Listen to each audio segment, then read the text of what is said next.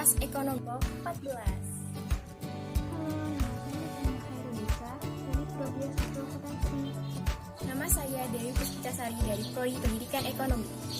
Saya Ifrah Hatun dari Prodi Akuntansi. Nama saya Aryani Febriani dari Prodi D3 Akuntansi. Perkenalkan, nama saya Yuliana dari D3 Administrasi Perkantoran.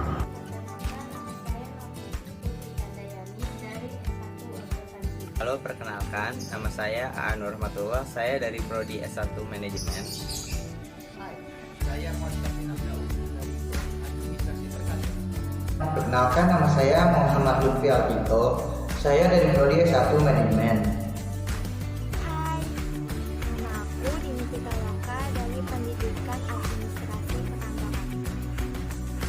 Nama saya Intan Maharani dari Prodi S1 Pendidikan Ekonomi. Halo, nama saya Fadli Ramadan dari Prodi Pendidikan Administrasi Perkantoran. Perkenalkan, nama saya Novia Ayuwardani dari Prodi Manajemen Pemasaran. Hai guys, perkenalkan, nama aku Diana Sari dari Prodi Pendidikan Teknik. Assalamualaikum warahmatullahi wabarakatuh. Nama saya Muhammad Akbar Syamsi. Saya berasal dari program studi S1 Manajemen Universitas Negeri Jakarta. Nama saya Siti Hairul Aini dari Prodi Pendidikan Bisnis. Aku Hasisah dari Prodi Akuntansi. Hai, perkenalkan, nama saya Disa Zahra Putri dari Prodi Pendidikan Ekonomi. FE Jaya. Kenalkan, kami dari FE, siap ikut PKKMB, belajar bersama dan bekerja sama sehingga mampu berdaya guna. Ayo kawan, bersama-sama sukseskan semua mimpi kita. Ekonomi muda siap sedia, pasti bisa mewujudkan mimpi bangsa. Yuk, bisa yuk, percayalah kawan, FE pasti bisa meneruskan mimpi bangsa. Buat sesuatu yang beda.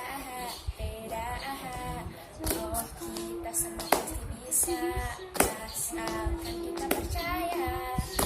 FE akan berjaya.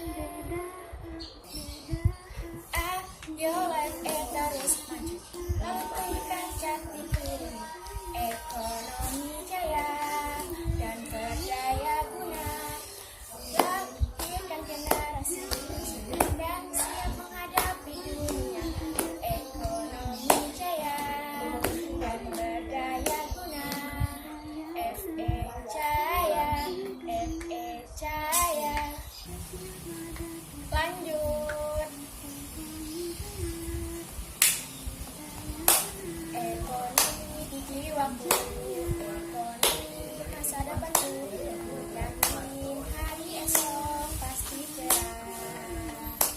Yo, ayo kita ekonomi bersama, kita berdaya guna.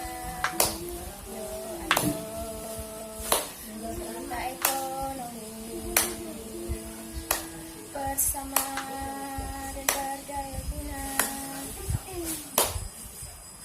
FE Jaya.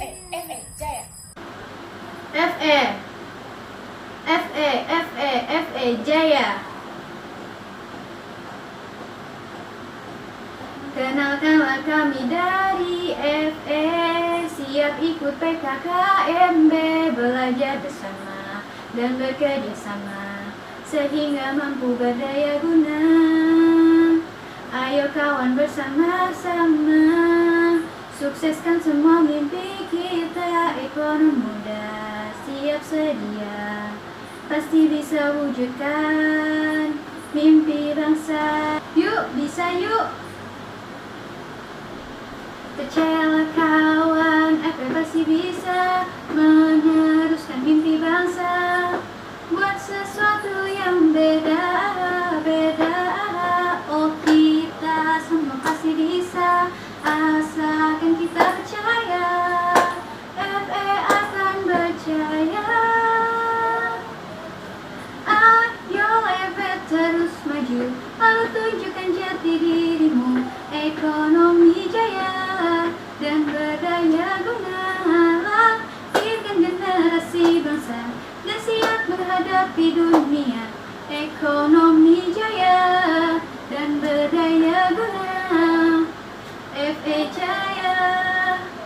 FE Jaya.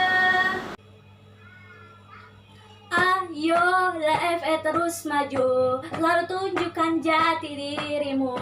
Ekonomi jaya dan berdaya guna, lahirkan generasi bangsa dan siap menghadapi dunia. Ekonomi jaya, berdaya guna, FE Jaya, FE Jaya.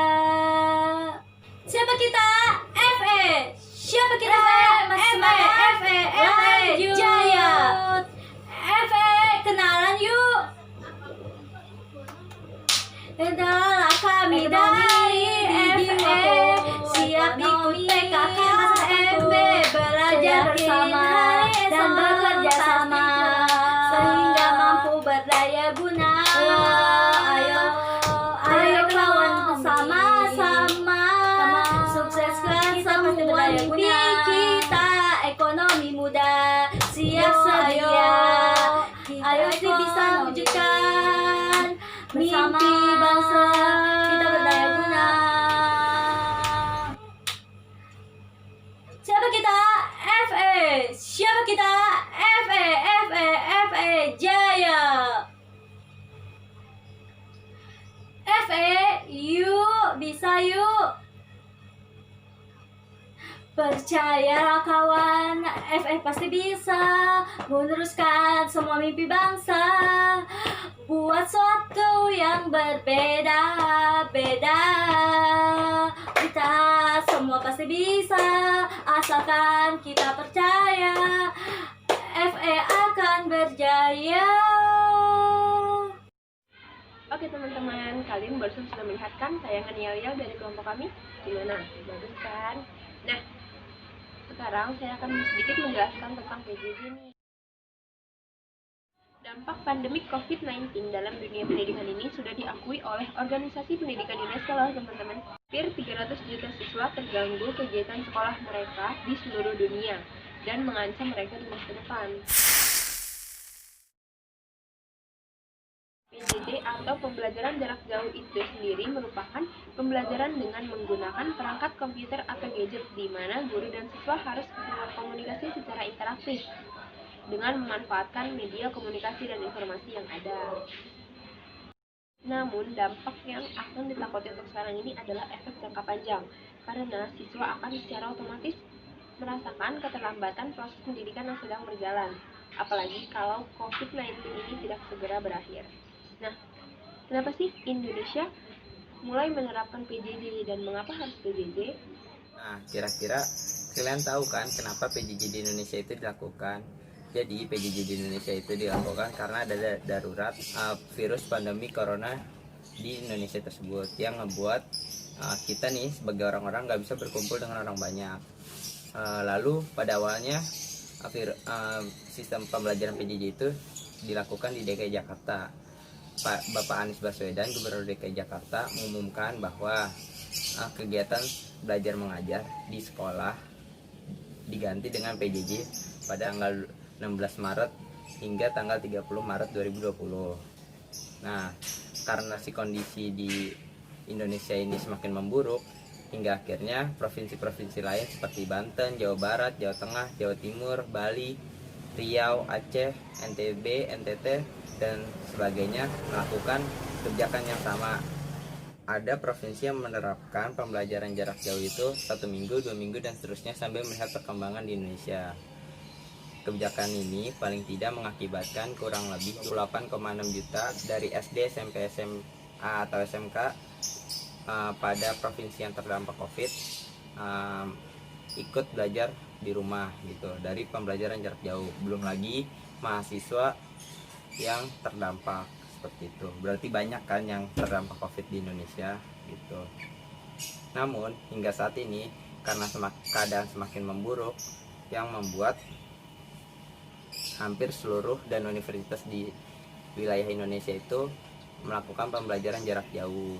Hal inilah yang membuat kita berubah menjadi 180 derajat, yang tadinya dari tatap muka ke sekolah bertemu dengan guru, sekarang kita hanya bertemu dengan laptop yang dihubungkan oleh jaringan internet.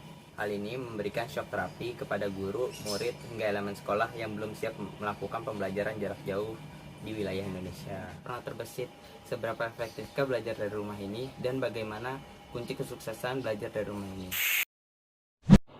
Seperti yang terdapat dalam website Kompasiana yang menyebutkan bahwa dalam situasi pandemi seperti sekarang ini, banyak kegiatan yang dihentikan sementara, termasuk dalam bidang pendidikan.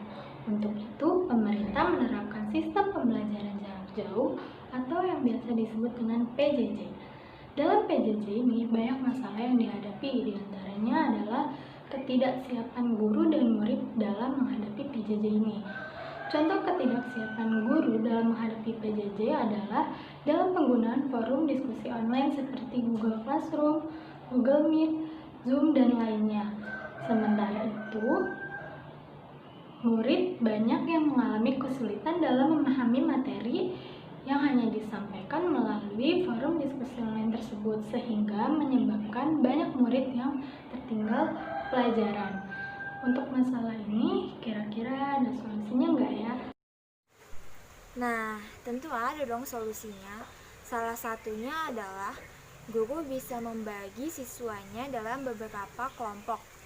Misalnya, siswa yang unggul dalam bahasa Inggris akan diberi pembahasan yang lebih berbeda dari siswa yang kurang unggul dalam bahasa Inggris. Jadi, siswa dapat memahami materi sesuai dengan tingkat kemampuan mereka masing-masing. Karena seperti yang kita tahu, tingkat kemampuan seseorang dalam memahami suatu hal itu berbeda. Jadi, guru harus pandai dalam mengelola murid-muridnya supaya dapat mengikuti pembelajaran dengan baik. Dan guru juga harus bersedia untuk mengulang kembali penjelasan jika ada murid yang belum memahami apa yang dijelaskan sebelumnya. 2. Jaringan internet. Internet merupakan teknologi yang sangat umum digunakan oleh masyarakat saat ini, baik di kota maupun di pedesaan. Masyarakat di kota sangatlah beruntung karena mereka mendapatkan jaringan internet yang sangat stabil. Tetapi di desa, mereka ingin mendapatkan jaringan internet sangat sulit. Mereka harus turun ke pasar terlebih dahulu, atau mereka harus pergi ke kota untuk mendapatkan jaringan internet. Bagi masyarakat di perkotaan yang sudah sangat difasilitasi, sambungan internet bukan lagi permasalahan besar. Namun, bagi masyarakat Indonesia di wilayah terpelosok, internet satelit menjadi solusi dan berdampak positif untuk mereka. Internet satelit itu jaringan internet tanpa menggunakan kabel atau wireless yang menggunakan satelit sebagai media transmisinya. Penggunaan satelit yang berada di luar angkasa membuat internet dengan satelit dapat menjangkau area yang sangat luas, bahkan hampir seluruh wilayah Indonesia. Di sini saya akan membacakan tentang permasalahan di PJJ. Permasalahannya itu fasilitas yang kurang mendukung seperti ketidakadaan handphone ataupun ketidakadaan kuota. Untuk masalah ini solusi saya adalah pemerintah atau pihak sekolah harusnya membiarkan saja yang tidak mempunyai fasilitas untuk bertatap muka di sekolah, tetapi dengan aturan protokol kesehatan. Terima kasih. Nah, itu tips-tips dari teman-teman aku. Sekarang aku bakalan ngasih kalian tips-tips umum sama pembelajaran jarak jauh. Yang pertama, jangan lupa tidur dengan waktu yang cukup. Yang kedua, bangun pagi dan jangan lupa sarapan. Yang ketiga, mandi. Yang keempat, berpakaian yang rapi. Dan yang kelima, hadir tepat waktu. Saat kalian belajar jarak jauh, perhatikan adabnya ya. Pertama, ucapkan salam saat menggunakan video call. Kedua, menggunakan bahasa yang sopan saat berkomunikasi menggunakan teks. Ketiga, selalu perhatikan internet kalian terhubung ya, jangan sampai terputus. Keempat, mute mikrofon kalian apabila tidak digunakan. Kelima, menggunakan pakaian yang sopan ya, jangan menggunakan pakaian tidur, apalagi saat video call.